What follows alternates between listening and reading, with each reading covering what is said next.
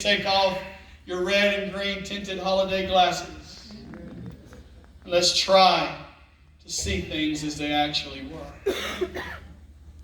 Luke 1:26, Carlos.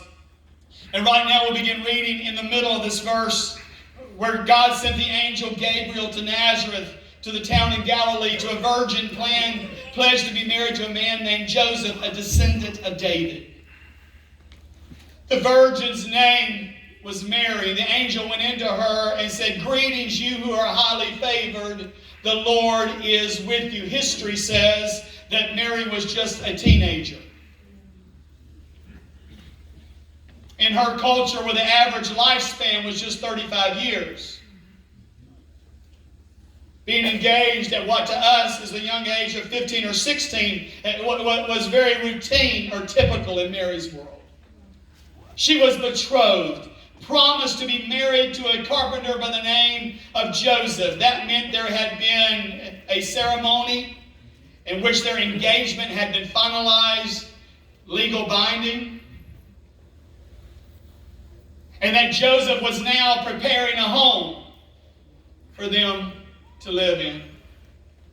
This preparation season usually lasted up to a year. And when he finished building that home, he would return, and then the wedding would actually take place. And it was during this preparation season that God interrupted and turned upside down everything they had planned.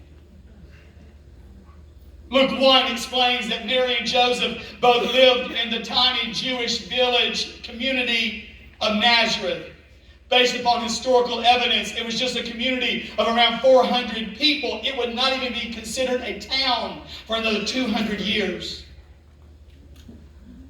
It was a very rural, poor, isolated country community.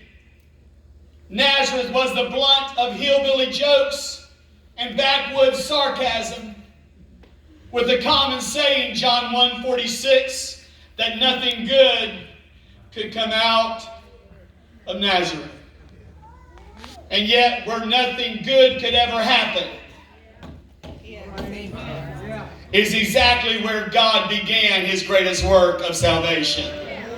Let me interject here that no matter who we are, where we are, or that what nothing good situation we may be facing, that Nazareth is scriptural proof and confirmation that God does His greatest work in the most nothing good situations.